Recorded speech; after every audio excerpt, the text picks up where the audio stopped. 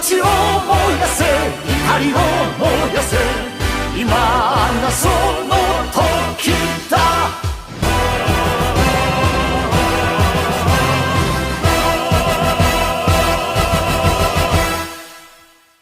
Welcome everyone to another edition of TokuTitanCast. I am Davis Madole, also known as Titan Goji, content creator on YouTube. And today I have voice actor Barry Yandell. Barry, how are you doing today?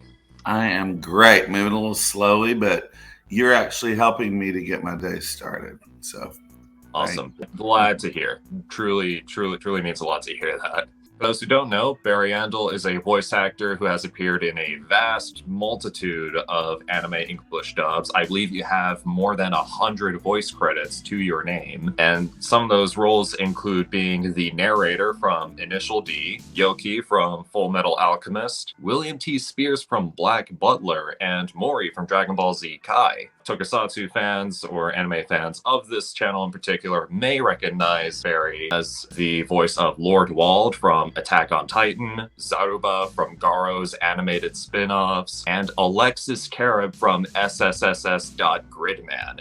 And most recently, Barry has been featured in the English dub for Spy Family as Henry Henderson. Elegant. Very elegant indeed. That's a good one. I've only watched a couple of my series, and I watched that one, and I enjoyed it.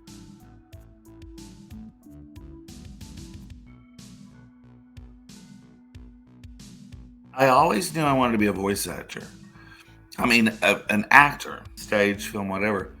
But looking back on it now, I was training to kind of be a voice actor as a young child. I was a bit of a nerd, and I would sit in my room playing my record player, and I would try to sound like the different singers: Michael Jackson, Karen Carpenter, Tony and Tennille, Tina Turner, Captain Tennille. And not that, just disclaimer, I'm very ADHD, so I'll come back to the point. Not that as a voice actor you ever want to submit impersonations.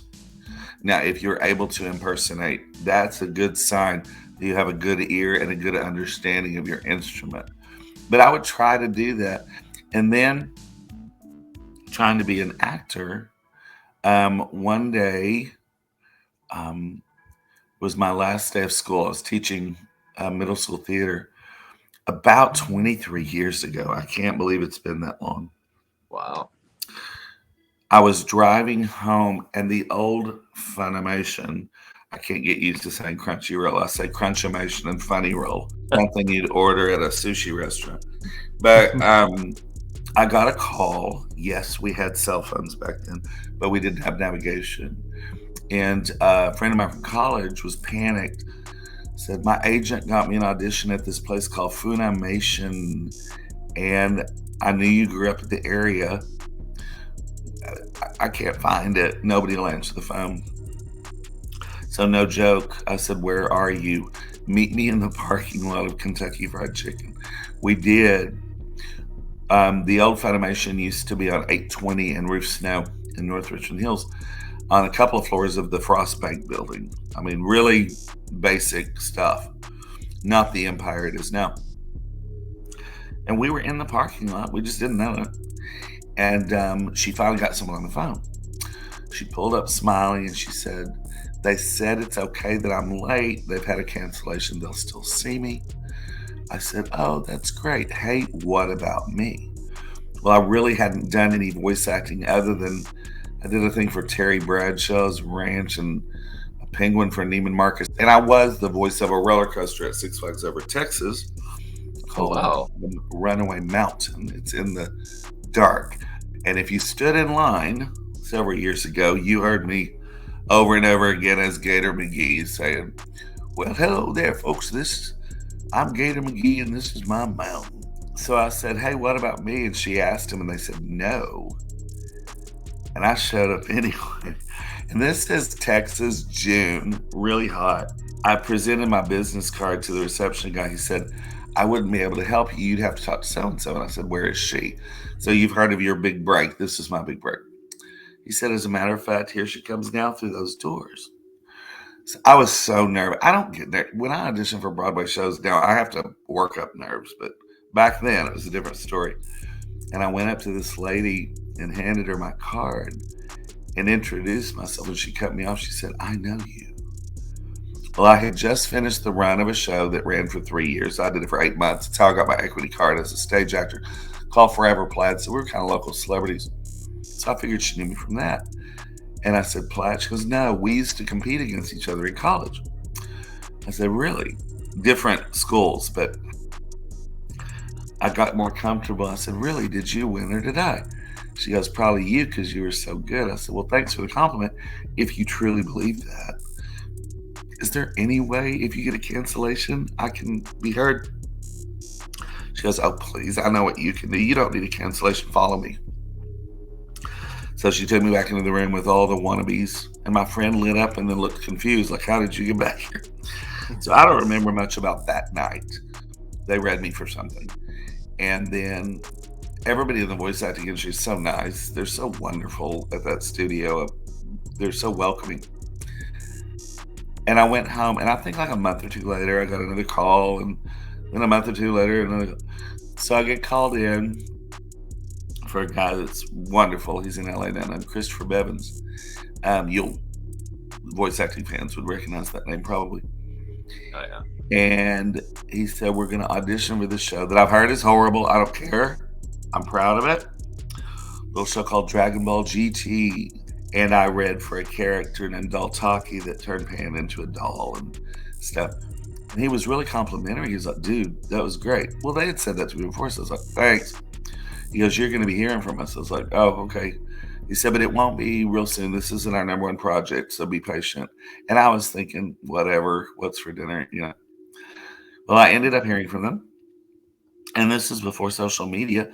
But apparently, I got some good feedback from the fans. So I just started to go back and get booked more and more. And then now I'm very proud to say, I still sent some auditions, but usually I'm just cast by Crunchyroll, and I'm so grateful for that. I don't take it lightly. For example, I think I learned on a panel a couple of weeks ago, I think out of all of the characters, the main characters on Spy Family, I was the only one that did an audition. They just said, there's only one person who could play this role. And I'm so grateful it was me because I love that character. So that's kind of how it all began as a voice actor. I love it. People ask me, do you like theater or voice acting more? Well, they're different. They're acting. But I love the process, the rehearsal of theater. But I love the fact that I can show up at the studio, no preparation, kick off my shoes, and create a character. You know? And like I said, everyone's so welcoming and wonderful at that studio. So a little random thought. I found out I just arrived at the studio and I got a text from my sister that my father had passed away. And I was working on a show called Radiant. I was a narrator. And I walked in and told him, like, oh, babe, take whatever time you need. And I only took a few minutes because I was so glad I found out when I was at that studio because it's such a loving environment, at least for me. I mean, other people may say something different, but I'm a big fan of Crunchyroll, Funimation, whatever the name is now. We're in a new studio over the past year and a half, maybe. I don't know. It's quite lovely, quite wonderful. I'm terribly sorry for your loss. Well, thank you. He needed it. It was kind of a sweet blessing. And like I said, the fact that I was in such a wonderful, loving, it was kind of sweet, you know? Oh, so yeah. Thank you. Yeah. Anytime. It's very important to be surrounded by people who are loving, caring, compassionate, and are willing to have your back at any given moment. That my director was, I think Sean Gann might have been trained or something, but fans will know the lovely Caitlin Glass. So I was so glad that I got to be in her presence at that rough time. I'm a big fan. You can probably name, now I don't know some of them, We don't work together. People be like, what's so-and-so like? I'm like, I've never met her. But you played her father. What's your point? We don't work together. But any of the big names that are associated in the voice acting industry that are associated with Crunchyroll, you can name, and I will likely say I would hide a body for them because I'm just really appreciative of their what I've learned from them. Just passing by them in the hallway, it's just a very positive place to be. So I love it.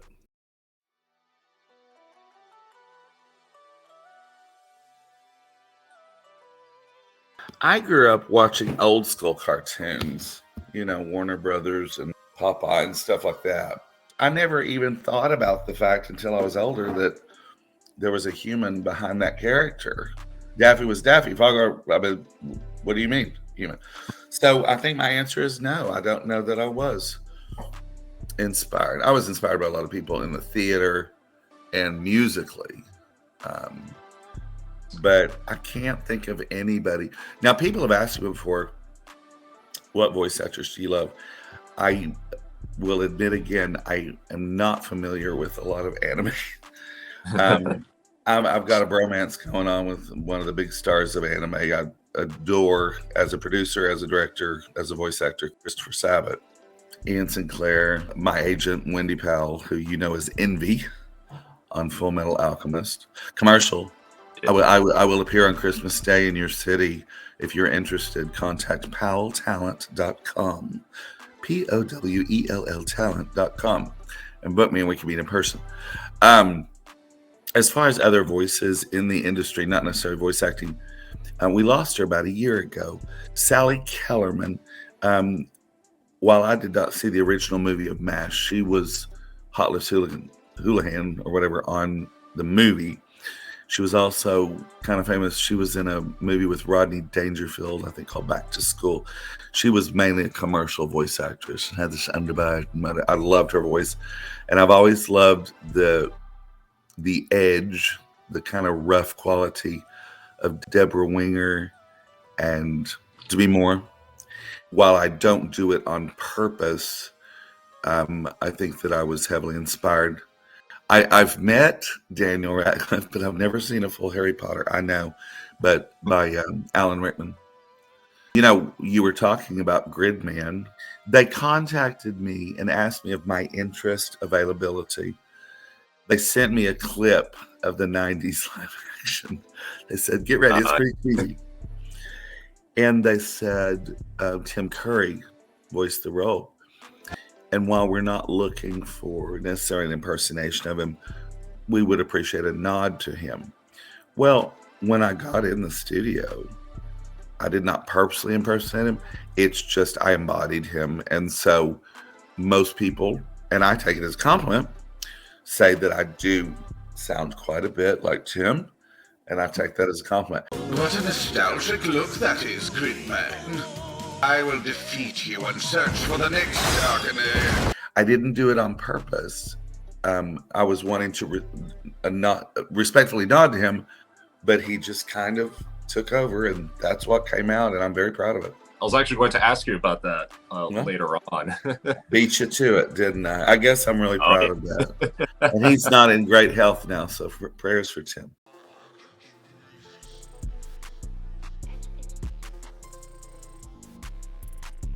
The only thing I'm familiar with is what they sent me before I recorded Gridman. I was a huge Godzilla fan as a kid. Nice. And I actually worked on Shin Godzilla. Really? Yeah, it was a small military role or whatever. And I hope I don't offend people, but it was so funny. I was in the booth and I was so excited because I'm like, I was raised in the 70s and I'm not as old as I look. I didn't see the original Godzilla, but that's what I watched. Godzilla, King Kong, and all that stuff. And I was like, this is cool. I'm going to work on a Godzilla movie. And I started doing it, and it seemed so contemporary and whatever. And then I saw and heard the monster. And I looked out the booth, and they were like, yeah, we know. So I was a little disappointed that it was, but it took me back to childhood because I didn't care Corny was great when I was a kid. And I think the monster's a little cheesy, if I remember correctly, because such a small role. Couldn't even tell you what I played. Some military dude. You know, another thing I grew up on, I've never talked about this, the Sid and Marty Krofft live action. I think it was all Sid and Marty Krofft, but Electra Woman and Dinah Girl, The Lost Saucer, Dr. Shrinker. I mean, some of those. So for you younger folks out there, Google, they're really cheesy, but they're a lot of fun. Anyway, but yeah, no other familiarity other than what they sent me and growing up as a huge Godzilla fan. I want to clear up something just because I'm always careful. I want to be clear when I say that I have not seen a lot of my work. I want to first of all say I think anime is absolutely a beautiful art form. I love the music. I love the artistry. Love the actors. But while I have never been officially diagnosed or medicated for ADHD, I clearly am. And I'll start to watch. And I'll check my phone, and then I'll get lost, and I'll whatever. That didn't happen with Spy Family or Gridman. So I want to go back and watch. I think Black Butler's absolutely beautiful, and it's the only sexy nerd I get to play. I need to watch it, and I promise the fans I will. But one time, I was doing a sleep study, and I had wired head, all this sort of stuff, and they didn't have cable. They only had Netflix. I went, perfect. I'm going to watch Black Butler. Well, 5 minutes later, I went right to sleep. So someday, I'm going to watch it. So again, I don't want to offend anybody anyways. Anime, whatever. I think it's stunningly beautiful.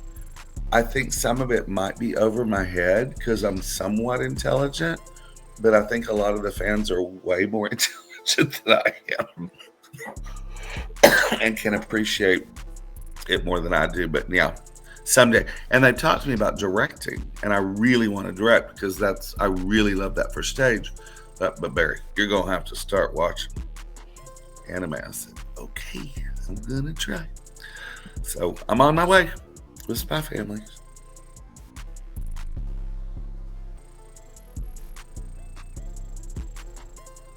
And going back to Gridman real quick, you talked about embodying Tim Curry.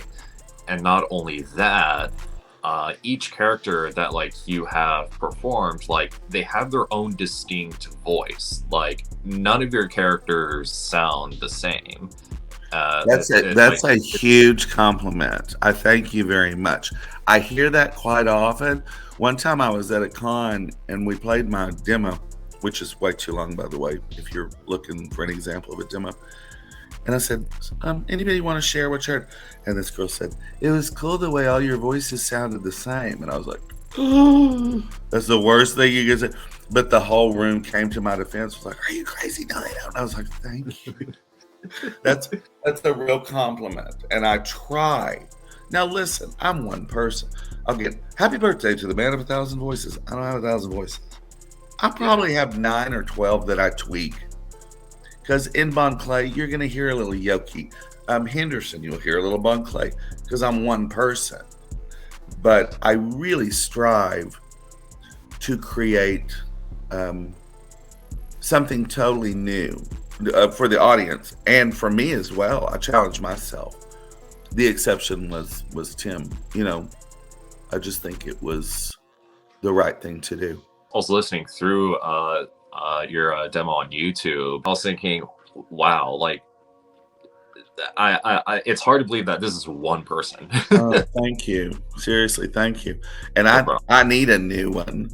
Like I said, it's like a minute too long. But I didn't know. I went about my career backwards. If you want to become a voice actor, you really need a demo. Well, I was already a voice actor. So my demo is very professional because it's all from movies and shows that I've been on. Yeah. But I need to update it. I need some Alexis on there. I need some Henderson. And, you know, a lot of times people will ask me, what is your favorite that you've ever done? And people might be surprised. As far as the arc of the story and my love, because I got to know him so well, it would be Bug Clay from One Piece. but fans are often shocked when I'm just come out and tell them. I hadn't really thought about it, and then I thought about it and decided it's a definite favorite. It is a smaller role of mine.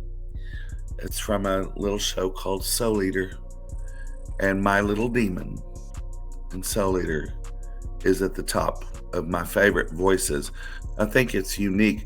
I didn't impersonate. It's what I channeled an actor named Mercedes McCambridge, who most people don't know. I think she was nominated for an Oscar, long dead. She's mostly famous as the voice of Pazuzu, the demon in The Exorcist. You know, really original choice, demon. I know. But then I also channeled one of my favorite actors of all time, Mr. Burgess Meredith, that people know as from Rocky, Twilight Zone, but his most famous, of course, is the Penguin from Batman. So the combination of the two is how you get probably my favorite, which is swing, swing, swing. The jazz is so much more appropriate at nighttime. So he's my favorite.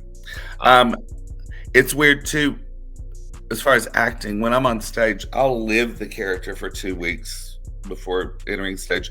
I'm very old school in method. Don't talk to me while I'm getting into makeup, But people don't know. When we start a new character, we're just told a little bit. We watch the Japanese, never that they say sound like the Japanese actor, because we're just so different. But a lot of my characters, it's really more cold reading than acting, because I don't get preparation time, In the case of Bonclay and William, it stretched out over time, so I did get to know them. So that was truly acting. And they touch me when they say, those that are familiar with One Piece, the sad scenes in Impel Down. And I said, well, those tears were real. And after I finished, Save Yourself, Straw Boy, or whatever, I had to take a moment and get out of character, because I was really kind of scarily into it. And I was bawling. So people are like, I could tell. I said, well, thank you. I promise it's the truth. Another interesting fact I tell the fans, I'm a big fan of Mike McFarland. He's a voice actor, and he directed me mostly at that time on One Piece and a number of shows. Man, we go way back. But I think it's a little interesting. I was not the original voice of Mr. Tubon Clay. Mike McFarland was, right at the beginning. And he was recording one day, and he said, I am so miscast. I'm not right for this part. We need to call someone like Barry Yandell. So they called me. Thank you for that gift. And he became, the fans are like, oh, he became Buggy the Clown. So a little bit of information, you learned it here, that most people don't know.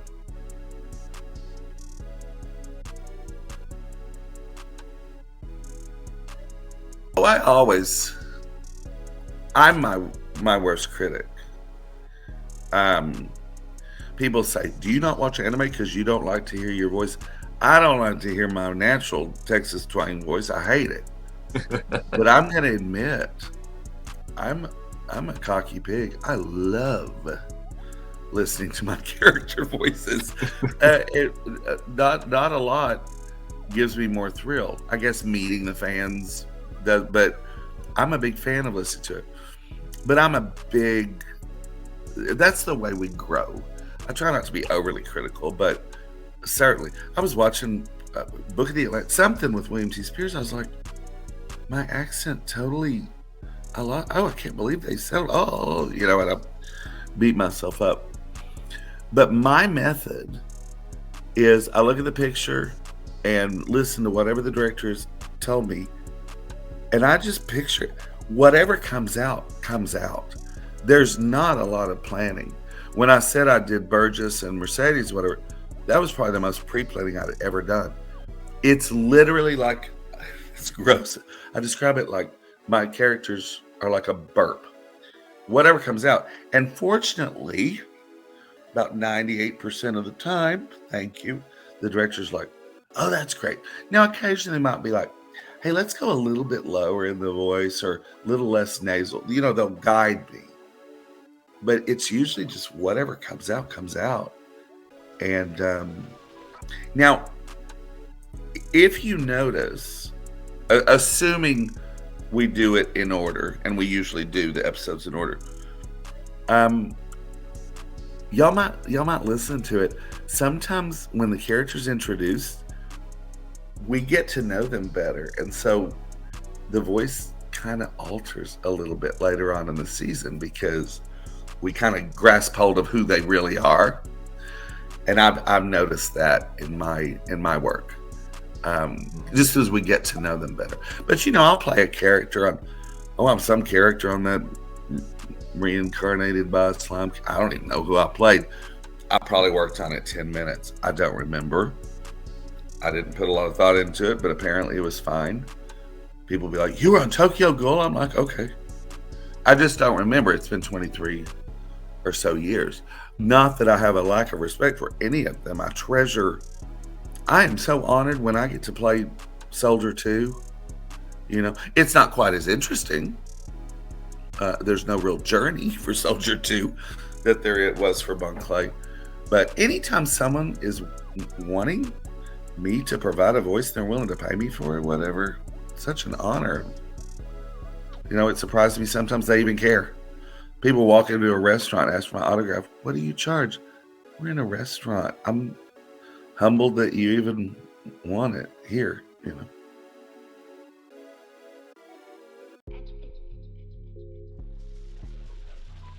For anime, we're really detailed about matching flaps, which for those that don't know, the mouth opening and close. Sometimes the live action are such quick turnarounds that they're not as detailed about that. Like when we were a kid. Well, talking about Godzilla. When we grew up, and these American voices were coming out, and the mouths were like, I don't think it's that bad in the live action. But it's always fun to do live action. And the ones I do are always so gory and violent. The ones I remember. Like one time I chopped the top of a guy's head off and ate his brains and stuff. So that's always fun. Video games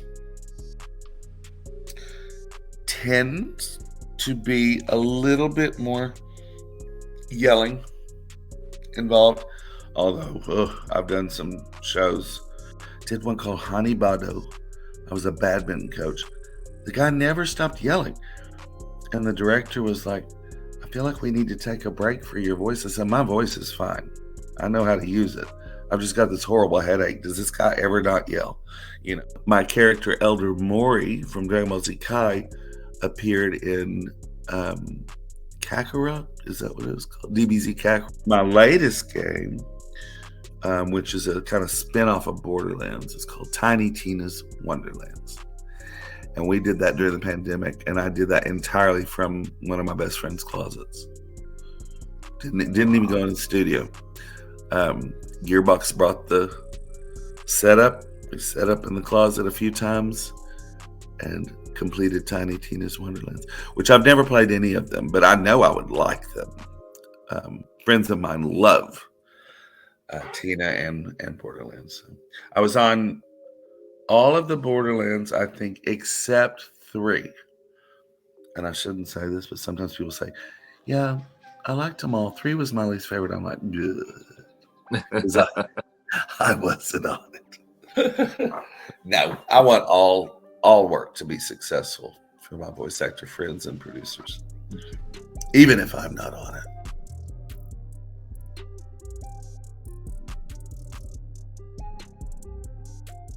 Well, at first, it was like the end of the world, But I've got to, and I'm talking like I'm an expert about this. Please, disclaimer: I know very little. I do know that what I think at the time was Funimation, the way they jumped in and made things happen was a miracle. Because from what I understand, they were testing things out, not knowing if it was going to be a success or not. And, they could have just paused it and the fans would have been like, give me something to watch, But what they did was amazing. I was so honored because they said something about we're sending kids home with some of our top actors. I'm like, oh, a top actor. So they sent kids home with us and guided us how to kind of set up. It was a pretty basic setup. It was very convenient because the most stressful part when I record a show is just fighting traffic on the way to the studio. It's about a 45-minute drive for me. So, crawl out of bed, make sure the iPad is charged, whatever. But I still, as convenient as that was, I much prefer to be in the same room as the director, to not engineer myself. I am not intelligent when it comes to technology. And it wasn't that bad. They would guide me, raise this, let's equalize this. It just made me nervous. I'm a voice actor. I want to just do that. So I'm so loving being in the studio. I will say that people that are really experts, and I'm talking the studio themselves, I think felt, and maybe some of the fans, that during the pandemic, the quality was a little off compared to what it is in the studio. I wouldn't be surprised if that's the case. I think it was. I certainly didn't notice anything. But I think that Crunchy just needs to be applauded for keeping the show going. I mean, and I bet there was, I can't imagine, and I don't know most of the people on that side of it, but I bet there were so many sleepless nights about what if this doesn't work? What if? And somehow they pulled it off. And, kudos to them. Wow. Yeah. So I'm so glad we're back to it. And let me tell you, when we did kind of go back to the studio, man, they were diligent. We had to call in a health and well-being, within so many hours before we even showed up. They would monitor the door. There was nobody in the lobby. They would not have any two actors pass by each other in the hallway. Like if I was in a studio and said, can I have a restroom break? They said, let me check.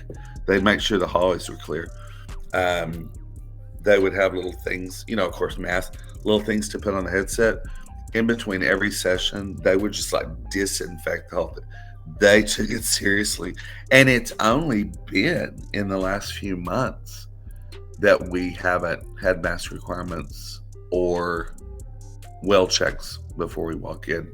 They kept it going. They took it very seriously. So I really appreciate that. Initial D. Initial D.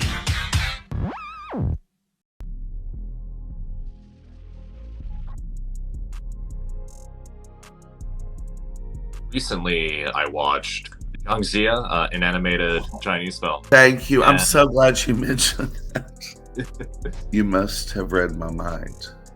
Because one of them that would have been was Gridman. Because it's not as well known, but the fans of it are Rabbit fans. But Young Zia, oh my word. I am so proud of that work. And I'm sorry, I'm creepy. When the chain materializes, I'll be able to find her again. If I do say so myself. It's so You beautiful. nailed it, though. I mean, It's like a Pixar film. And, I recorded that at Okratron, owned by the brilliant Christopher Summit. And that day, I don't know if she was the sole director. I think she might have been, y'all know her as Happy the Cat, the beautiful Tia Ballard. She was going to be directing me. So I was excited about that. And because I'm limited on my knowledge, this sounds so like I'm such a jerk. I'm really not usually. I walked in, she goes, oh, I'm so excited you're a villain. This show is so beautiful. And I'm like, oh, you anime, y'all think everything is so beautiful. Well, I mean, it is. It's nice, but sometimes I can't tell one from the other how beautiful it was. She turned on that monitor. I was like, oh, well, this is kind of special. And then when we started, the very first looks like anime, but then it goes into a Pixar quality. Oh my word. I adore it. In fact, you just reminded me. I think that when people ask me my favorite, I'm going to have to mention that one. He's got a little, like I said, I'm one human being. You hear a little bit of the little demon every once in a while, a little raspy, textured sound. Yeah. I didn't do that on purpose. Sometimes we record to silence if the other actor has not recorded yet, which is a challenge. But if I remember correctly, they had all mostly recorded before I did. And playing opposite, Lucy Christian, I have a great story, but it's too long. Another time. Is just so wonderful. And to play opposite her was an honor, and to just made me want to be creepier and creepier. So I am so glad you've been fans. I didn't even wait. I was so proud of that work. I bought it on YouTube. I could have gotten a free copy of it because, I wanted to see it. And it was so reasonable. Go to YouTube and buy it. It is so good. Oh yeah. I showed my students at school, and it held their interest. They thought it was great. Because you get the richness of Chris's voice, the texture and freakiness of mine.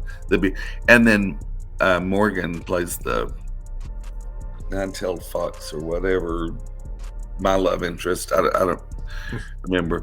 But yeah, I am fairly humbled. That's an all-star cast, baby. I may be on the low end of the totem pole, but I am honored to be among the voice acting royalty that is in that beautiful film. So go buy it. If you haven't seen it, man, it's good. It's good. I think I might watch it after I get off here.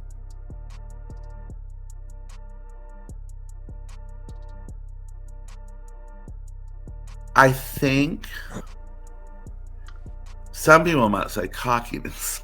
I try to be very humble, but part of being an actor is self-trust and self-confidence. And a lot of us that are actors, what make us strong is that even though a lot of us seem real confident and whatever, we function from insecurities and apply those to characters. And I'm speaking for myself, but I think that the average actor would agree that I think very few actors were a little privileged life and everything went great or whatever. It's those struggles, and we'll talk. I know that you had mentioned something else that we'll talk about later, that really make us multifaceted and able to create interesting characters. So I think I've grown in self-confidence and trusting my choices. When I was a baby voice actor, I was just like, oh, I'm a fake. I got lucky a couple of times that they're going to discover I have no idea what I'm doing, And I learned later that was silly because most all directors will tell you the best voice actors are trained for the stage. They're actors. One time I was working on a game called RPG, which I recently learned what that is. Tales of Luminaria. And my director was Morgan that played the nine-tailed fox or whatever. And she said, I can't believe we've never worked together. I love working with you. I was like, thank you. And she said, you're so directable. She goes, may I ask, are you a stage actor? And I said, I am. She goes, I could tell. She goes, notice I didn't say, are you a real actor? So if you're wanting to be a voice actor, let's say you're in high school. I've dealt with some students who are like, but I don't want to be on stage. I want to be a voice actor. Well, then if you're studying for the stage, you're exactly where you need to be. So back to the growth, trusting my decisions, making bold decisions, whether they're right or wrong. The director can always tell me something different. I can't think of a director that I really don't like that I've worked with, but there are some that we're so in sync, like we read each other's minds. And I fully trust them to guide me. And some wonderful people I respect, Colin Clinkenbeard and Caitlin Glass, and some of them have told me in the past that I make really unique choices. Anthony Bowley, some unique choices. And I try to not make typical choices. I want to stand out. I want to throw you for a loop. And I'm not saying all those choices are always right. The director can redirect me, but I like to be a little bit different. So along my path, my journey, I learned to trust my instincts, my choices, to make big, bold choices, even if it's risky. And I can thankfully, gratefully say so far, they've paid off a little bit, according to the fans and according to the directors that I work with. So some of the roles that changed me are the ones that I mentioned earlier that I got to know over such a period of time. And the first one that comes to mind is Bon Clay, because his journey, his arc, starts as a friend, then goes foe, then saves, and blah, blah, blah. And I shouldn't say this, but, I recorded him so long ago. I hear a rumor from other voice actors, but not from anybody that really counts of importance, that Bon Clay may be returning in the near future. And I sure hope I do. That will increase the interest in Comic-Cons in me, because there's a Bon Clay fan club out there. And also, y'all write in, why does Bon Clay not have a pop? Are you kidding me? None of my characters, and I've got some iconic roles, I don't have a single pop. So get out to Funko and say, we demand a Bon Clay. I mean, can't you see it with the little swan feather? It would be so interesting. William T. Spears pop, okay.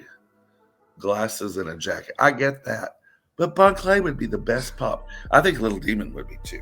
Maybe I ticked somebody off at Funko or something, but there ain't no Barry Yandell pops out there. But we're hoping that soon. So yeah, I love, and I broke into the Comic-Cons, even though I have voiced forever and had some iconic roles. It took me a long time to break into the Comic-Con scene. I owe Wendy Powell for that. She's a dear friend, as well as my agent, and a great talent. Prayers to her. She just lost her father last week. Bless her heart. But she kind of helped me break into the con scene. And I love it. And I know fans probably think, and maybe there are voice actors out there, I'm not aware who they are, who've been doing it forever. They're like, nice to meet you. What do you want to buy? But y'all, I promise, I love hearing your story. You work fast food. Okay, what hours do you work? So when do you have time to watch anime?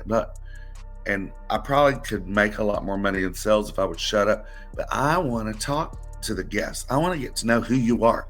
So when I appear all over the country, I've yet to do international yet. I've been told I have a fan base in South Africa and Australia. I'm like, well, then why am I not appearing there? But like I said, I will appear on Christmas Day in your territory if you request me. But see, it takes more than one or two people to request you. You need like 70 people to request you, because some cons will be like, who's that? They may recognize my characters, but that's one of my biggest thrills in this career. I love creating the characters, but I just love hearing the fan reaction. That's what's different. Theater, you have the player-audience relationship. You get the instant feedback from the audience. And when you do film and TV and, recording, you don't get that instant feedback. So I think that's one of the reasons why I just crave appearing at a con and hearing some feedback from the fans. You mentioned right at the top, man, it's been 10,000 years ago since I did Initial D. And by the way, my name is Barry D. Yandell, and on the credit cards, they'll be like, spell it. And I'll be like, Initial D, huh? But this guy in Minnesota, and I'm going back there in a month or so. I can't wait. Oh, nice. He came up and he had on the Initial D shirt. I went, whoa. That's a blast from the past. And he goes, I love it. I said, I was only the narrator. Initial D. I am now his ringtone. And I'm very Wow. honored. I'm very honored that when he gets a call, it says Initial D. So what in the world am I rambling on about? I don't know. What else you want?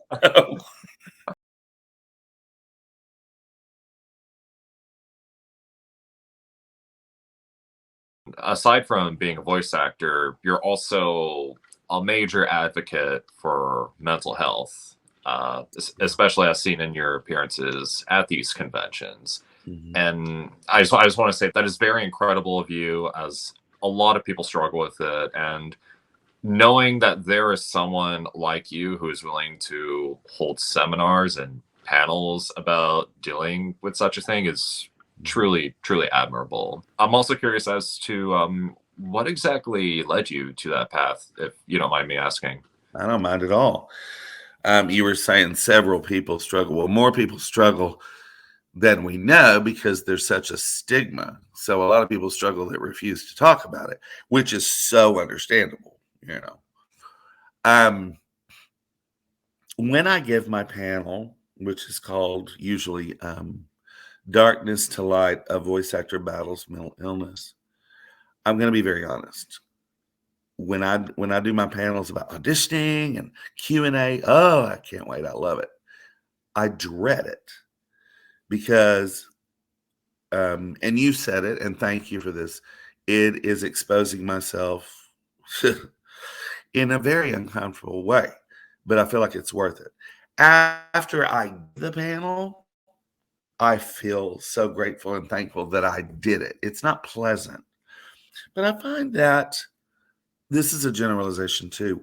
So many of the fans, um, and this is not a negative thing to say, struggle from mental illness or something connected.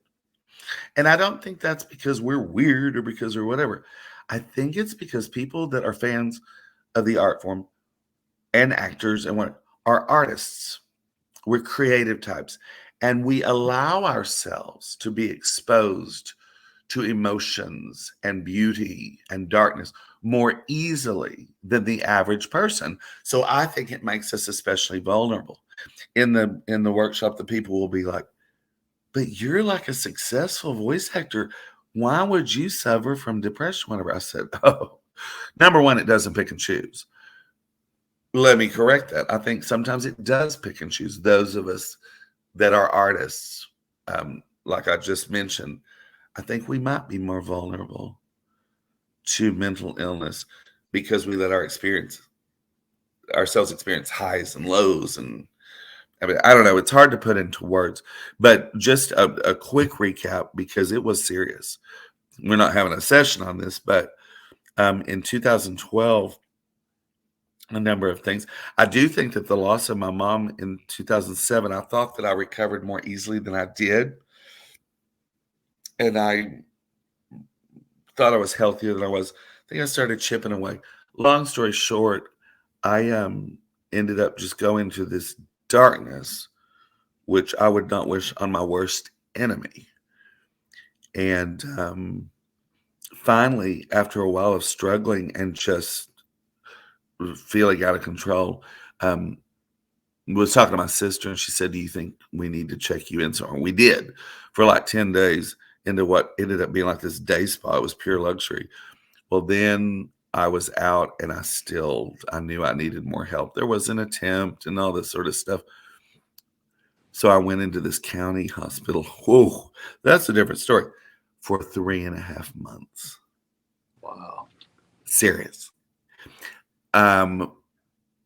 While I say I wouldn't wish it on my worst enemy, I wouldn't trade it for the world. It changed my perspective of life. Things that used to get under my skin, it's like, at least I'm not in the crazy, I mean, and I joke about it. And so one time, I actually had a one-man show that I do, which we're trying to get it out there to cons. It would be the hugest hit, I think. It's me, a keyboard, percussion, and maybe an upright bass. And it's funny, but it goes real dark. But at the end, it's like charging you to go forth and heal. And I've gotten so many responses the few times I've done it that it changed their life. It gave them hope. And even if it wasn't them, you out there may not struggle from mental illness now. And I'm not talking about, oh, you're a little sad, the blue. I'm talking about, I used to think that's what depression was. Oh, you're kind of sad. Well, get some sunshine, exercise, and count your blessings. No. This is debilitating. Like you cannot move. I think it would be so wonderful. And I wouldn't charge an arm and a leg to do the show. The biggest expense is, they wouldn't want to fly in my musicians. We'd have to find professional local musicians, and we can do it. It's really a beautiful, the voice of a roller coaster, a moment with Barry Yandell. See, I literally was the voice of a roller coaster, but it's the highs and lows and whatever. It's about a 70-minute show, and I'm honored to do it. But anyway, people will come up after and just say in tears, I can't believe, but you give me hope. And if you did it, maybe I can hang in there. Maybe I can whatever. And it touches me. Like I said, it's walking to the panel. I'm just like, here we go. And then I'm a totally different person at the end. So when people ask me about the titles of my panels, I always list it, secretly hoping that they're like, well, maybe we won't do that this time. But no, I'm always truly honored. And if I can help someone through what I suffered to maybe, number one, let you know that if you're suffering a little bit, it's not your fault. Someone at a con said something really brilliant. It was a teenage girl. It's not your fault, but it is your problem. So in other words, don't blame yourself for all these things attacking you going into darkness, but it is your problem. You need to deal with it. So try to seek help, and that's not easy. Try to let them put you on medications and they'll go through. Anyway, I could go on and on. The main thing is, let's get rid of the stigma. It is an illness. If you have bronchitis, you go to the doctor, you get fit. There's nothing wrong with you. It is an illness. But my biggest message is, trust me, I thought my life was over. I'd never experienced joy again. Let's just end it all right now. Blah, blah, blah, blah, blah. But man, I would have cheated myself out of the greatest life that I'm having now. So it does get better. It may not get better in a overnight or in a week, but you just hang on and be open to getting some help. If you're the friend of someone who suffers, they say, well, you said don't say get sunshine, exercise. What do you say? Well, by the way, all of those things are really good for you if you can manage to crawl out of bed. I said, sometimes you don't need to say anything. You just need to be there and sit with them. I can't tell you how many hours probably I called my sister on the phone and we said nothing. I just needed to know that someone was there. So if I can be, thank you, that you're an accomplished voice actor. Thank you. That makes me feel good. But if I can take my story because you like the work that I present on the screen or whatever and inspire you to hang in there and get help, then that's wonderful. So it's really an honor. Doesn't cost me any money to just sit and give some inspiration or whatever, but take it seriously.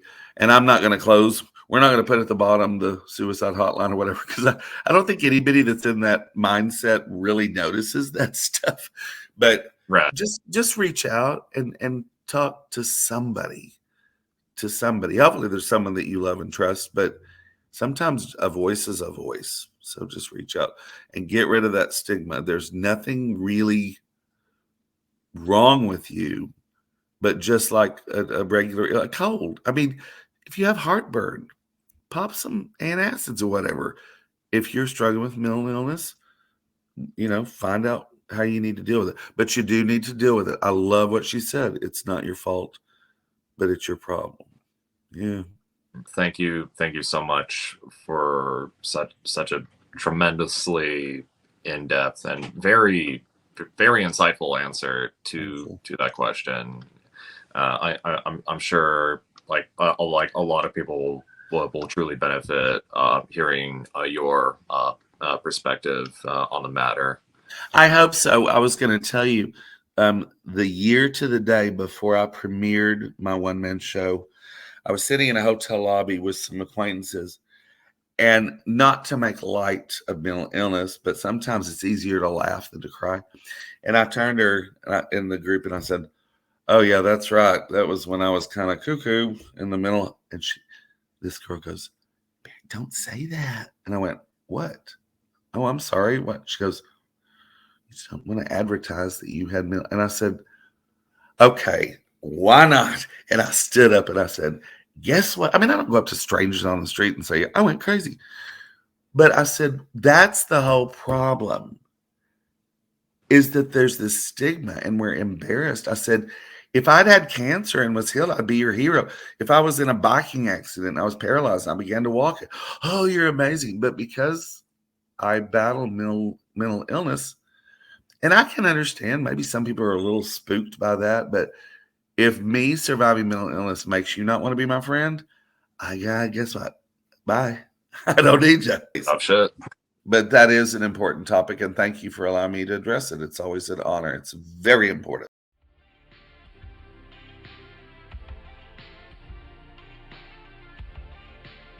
Well, I mentioned that little tidbit. I hope I return to Smug Clay.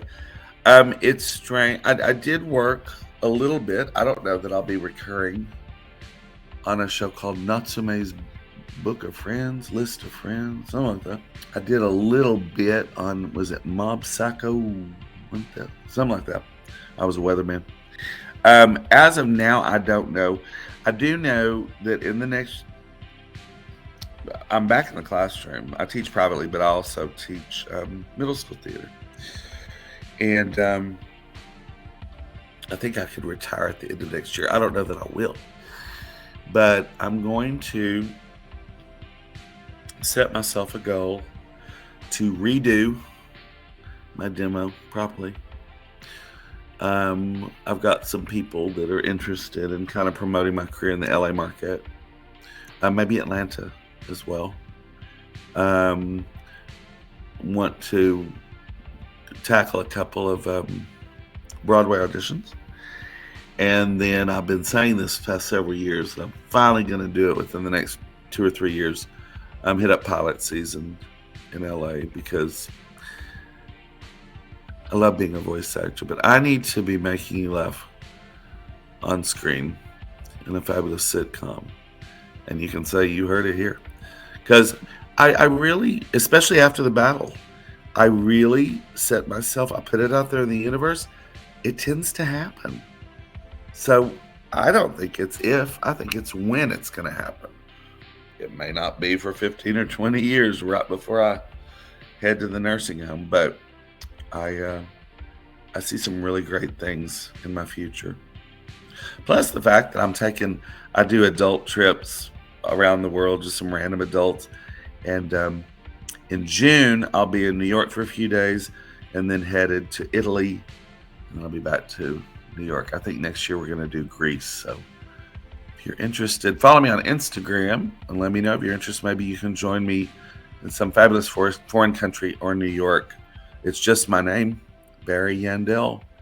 And you don't want to follow me on Facebook.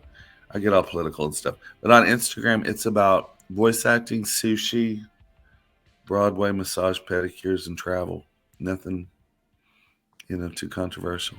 Barry, thank you so much for your time, and also thank you for plugging your socials. Definitely go follow Barry on Instagram. Don't do Twitter. It's not active. It got hacked.